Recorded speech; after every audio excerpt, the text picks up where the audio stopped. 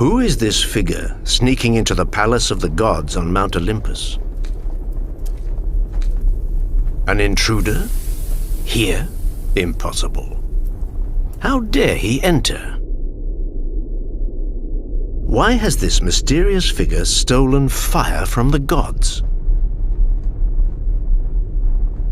Does he not realize that a terrible punishment awaits him?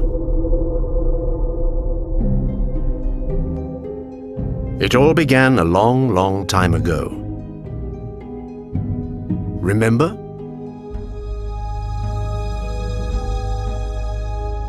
At the dawn of time, there was chaos. Then came Gaia, the Earth Mother. Gaia brought forth Uranus, the sky, and from their union were born the Titans, the Cyclopses, and the Hekatoncheires. Among the Titans was Iapetus.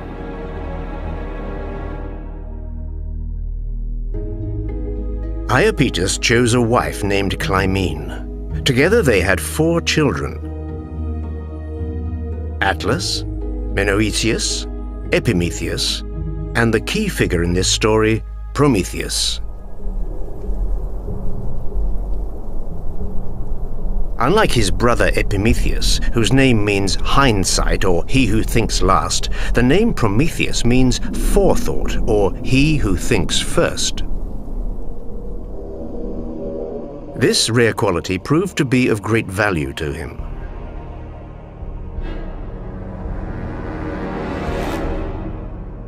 When Zeus waged war against his father Cronus in the battle for supreme power, the Titans formed an alliance against him. All of them? All except one, Prometheus. The one whose name is synonymous with forethought. Prometheus predicted that Zeus would emerge victorious from this conflict. So naturally, he offered his services to the future king of Olympus. And he persuaded his brother Epimetheus to do likewise. In the ensuing blaze, Prometheus supplied the young Zeus with what he lacked: the strength, the wiles, and the cunning that the generation of Titans had in abundance. Thus began the terrible war known as the Titanomachy. As predicted by Prometheus, Zeus prevailed. The world then entered a period of relative peace. No more battles, shows of prowess, and remarkable feats. Henceforth the days succeeded one another in much the same way. And in this too perfect peace, the gods became bored. No more war. Nobody to make happy, nor to make suffer. Nothing. So, bored, Zeus turned to his son Hephaestus, the god of blacksmiths, the one who forged weapons and assigned them to the deities of Olympus. Zeus asked him to make something different, something other than all these pointless objects, something special, something unique, something that could distract the gods. Hephaestus pondered. Special, unique, easy enough to say, but what? Hephaestus thought long and hard and came up with an idea. He summoned to his workshop the 12 main gods who lived on Olympus and explained to them what he wanted from them. He wanted them to merge earth and fire and any other substances that could be combined. With these primordial elements, they would fashion living beings. Some would have fins, lakes, and shells. These would be called animals. Others would be just like the gods. These would be called men. And there would only be males. This would now prevent the gods from becoming bored. Everything was ready. It remained only to decide which qualities would be attributed to animals and to men.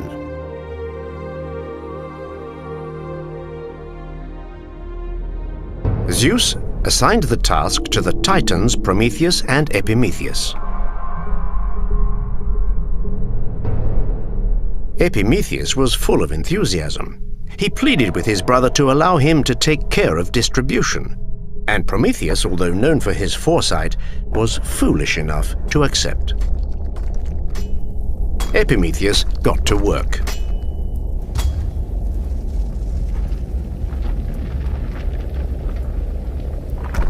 He endowed some with strength, others with speed. He gave some a coat of hair to protect them from bad weather, while giving others hooves or even a heavy hide. Once his work was done, he stood up and rubbed his hands together. But what about the men? In his eagerness, Epimetheus had completely forgotten about men.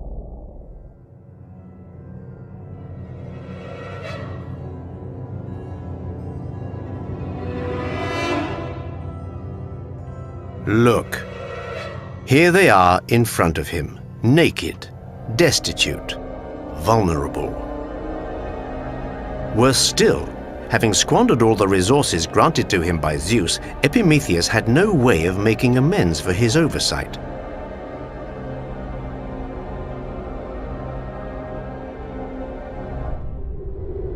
Prometheus decided to go in search of Zeus to beg a favor of him.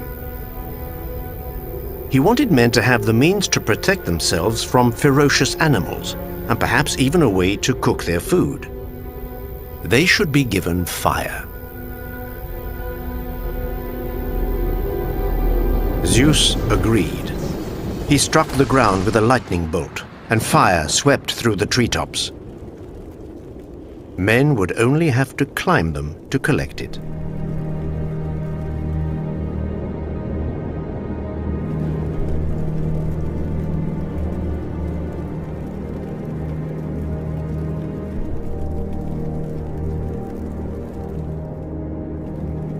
This was the Golden Age.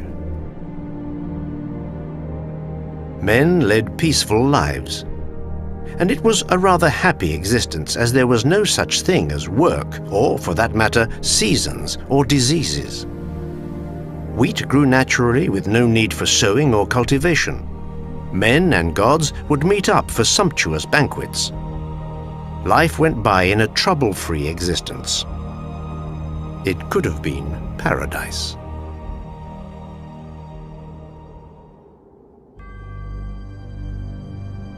Just one thing separated humans from gods, and that was immortality.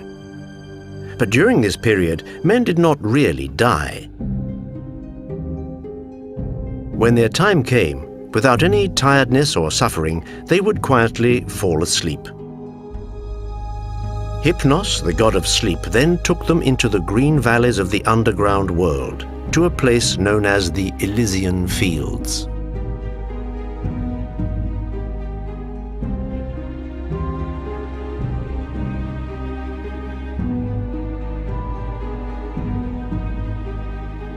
But then, one day, Zeus tired of sharing his life with humans on an equal footing, of sharing the same table with them, of watching them join in the same assemblies. He decided it was time that men were put in their place. It was time to bring a little order to the world. Zeus at the summit, the gods a notch below, with men further down at the bottom.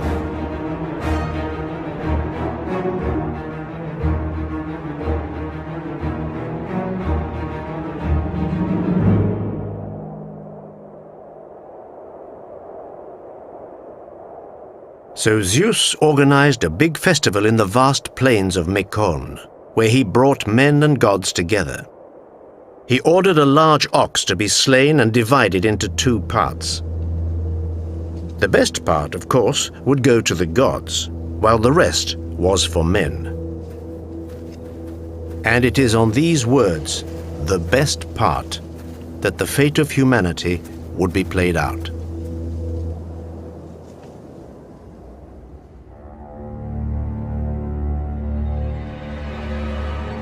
All the gods approved of Zeus's decision, except Prometheus. Prometheus did not like these new rules. He especially feared that the benefits he had accorded men would be taken away from them. Zeus charged him with making the sacrifice and dividing up the ox.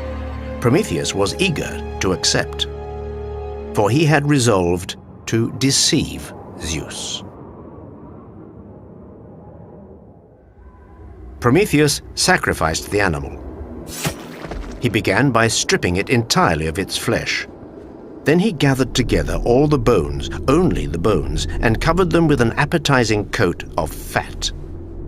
Taken as a whole, then, the pile had a very tempting appearance. Here was the first part. It was inedible, but appeared to be the best. Then Prometheus collected together all the meat, everything that was good and edible, but he hid it beneath a pile of bones and thick skin. This second part looked most unappetizing. Prometheus then showed the two piles to Zeus, whose choice would decide the boundary between men and gods. Zeus, of course, chose the part that to him seemed the most appealing, the one that Prometheus had covered in an appetizing layer of fat. But on discovering that it consisted only of bare, inedible bones, he went into a fit of rage. Thus, men, the protégés of the deceitful Prometheus, would be made to pay.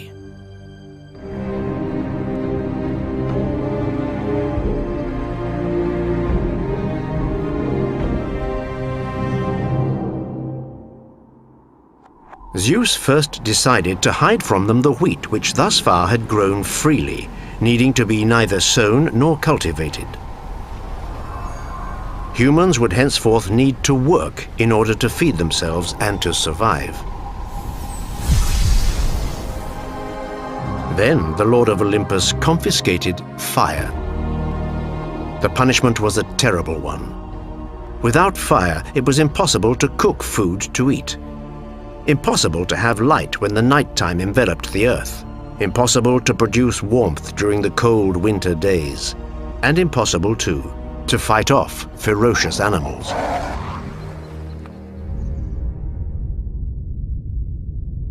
Prometheus hurried to Athena. Athena was the great Olympian goddess. She was also the daughter of Zeus. She was fond of Prometheus. To her he pleaded the case of men, punished for a wrong that was not their doing. The goddess was obviously moved by Prometheus's words, so much so that when he pleaded with her to be allowed to slip unnoticed into Olympus, she acquiesced.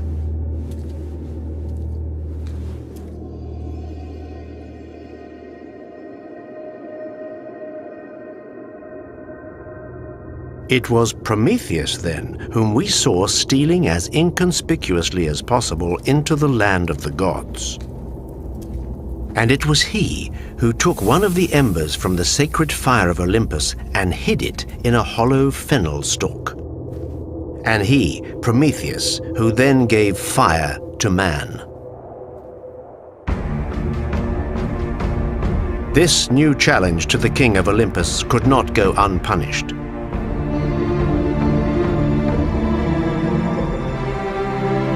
Zeus vowed to make Prometheus pay.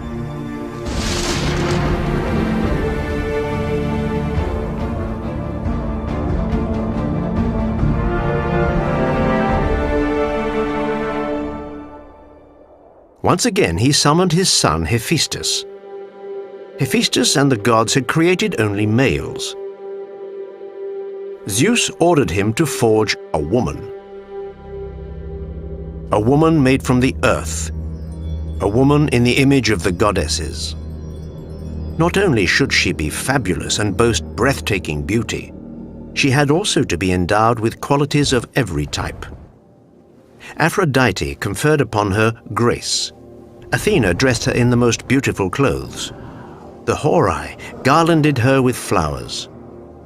The Carites adorned her with necklaces.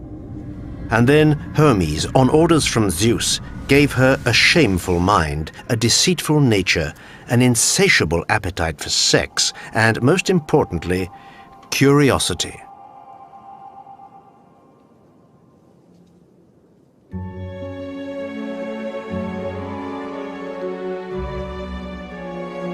She was given the name Pandora. Pandora, meaning all-gifted. The wondrous femme fatale was now ready. Zeus breathed life into her. Pandora, then, was the first woman, the forebear of all women.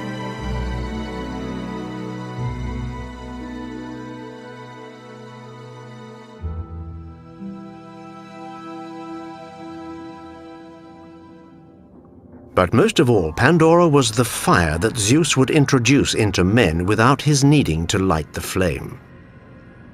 A thievish fire, reflecting the fire stolen by Prometheus. Now she just had to be slipped into the bed of a man. But not just any man, one who thinks after the event. It would have to be Epimetheus. He who realized when it was too late. He who was most like us. He who kept on making plans even though the course of events was contrary to his predictions. And if there's one thing that makes the gods laugh, it's the schemes of man. Hermes then went to Epimetheus. He presented him with the sublime creature. Epimetheus hesitated. His brother Prometheus had implored him to refuse any gifts from Zeus. Because unlike his brother, Prometheus foresaw. He had the ability to envisage and predict. But, dazzled by Pandora's beauty, poor Epimetheus welcomed her with open arms. But there was another important thing. Before sending Pandora to Earth, Zeus gave her a box. A magnificent box embellished with stunning adornments. Into this box, every god had slipped something harmful and destructive. The box then contained all the woes of the world: hunger, thirst, disease, death. Zeus, of course, had cautioned Pandora to never open the box under any circumstances, which was all he needed to say to arouse her curiosity. On her wedding night, after her marriage to Epimetheus, no longer able to resist the compelling temptation of discovering what was in the box, Pandora slipped out of bed, and she lifted the lid. Out flew all the misfortunes and miseries of the world. All the awful things that would afflict the lives of human beings till the end of time. Zeus had made these woes invisible and silent so that they could strike men at any moment, leaving them no time to fend them off. To make matters worse, this malevolence mingled with the kindness that the gods had poured on men previously, making it impossible for it to be recognized or identified. Aghast, Pandora immediately slammed shut the lid of the box, but it was too late. Prometheus had deceived Zeus by making something seem other than what it was: the bare bones covered in fat, the stolen fire hidden in a fennel stem. And now Pandora was the king of the gods' retort to this reversal.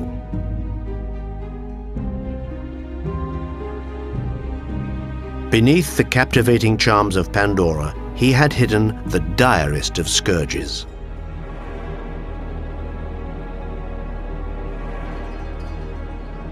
From now on, forever separated from the gods, man would have to plant a seed in the belly of a woman if he wished to reproduce, just as he would have to plant a seed in the earth if he wanted to eat.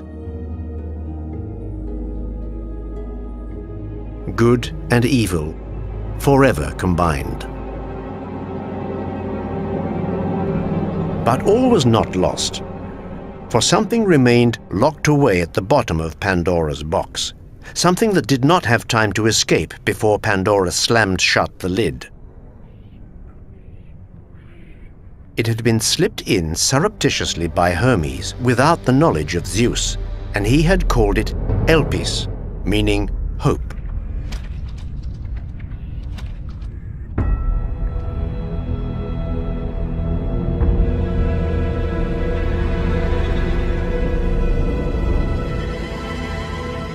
Thus, in the worst tragedies, humanity could continue to believe and to hope.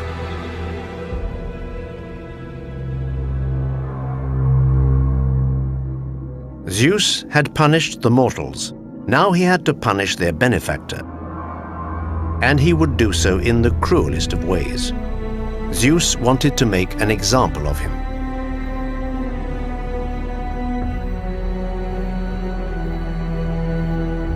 He put Prometheus in chains on a rock somewhere on the summit of the Caucasus, between the Black Sea and the Caspian Sea. He then ordered an eagle to devour his liver. The liver symbolized the prime cut that Prometheus had wanted to keep for men.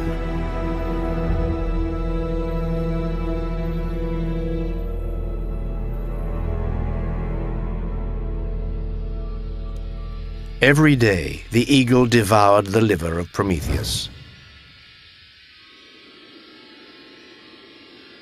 And to make the suffering even more terrible, every night while Prometheus was agonizing, the liver would regenerate.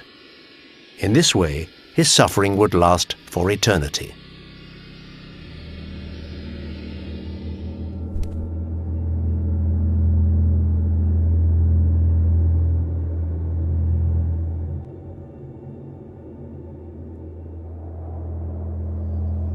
Prometheus accepted the sentence of Zeus.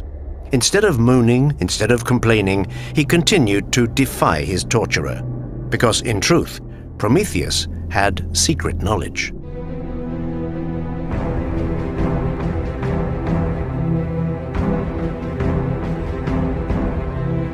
Knowledge that would one day lead to Zeus's downfall.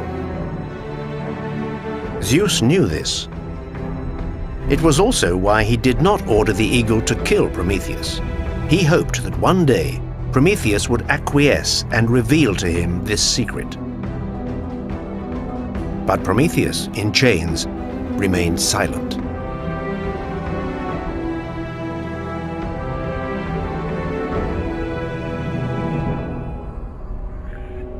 If Zeus wanted to know, he would first have to set him free.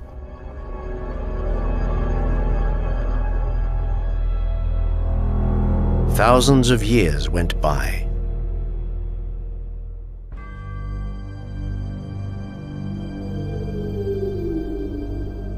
On Earth, gods, demigods, and even mere mortals performed great feats. And in every case, Zeus managed to save his throne whenever threatened. But he simply had to find out what the secret about him was that Prometheus refused to reveal. Eventually, the master of Olympus yielded. He sent the most powerful of his mortal sons to set Prometheus free. Heracles killed the eagle with an arrow straight through the heart and broke Prometheus's chains. The Titan, thus liberated, honored his promise and revealed his secret to Zeus. His secret was that if Zeus were to wed Thetis, the sea nymph with whom he was so besotted, then he would bring into the world a son more powerful than his father, who would dethrone him.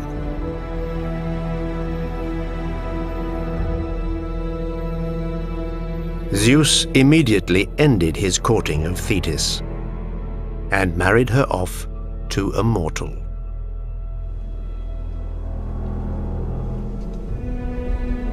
Prometheus, though, was the god who protected men.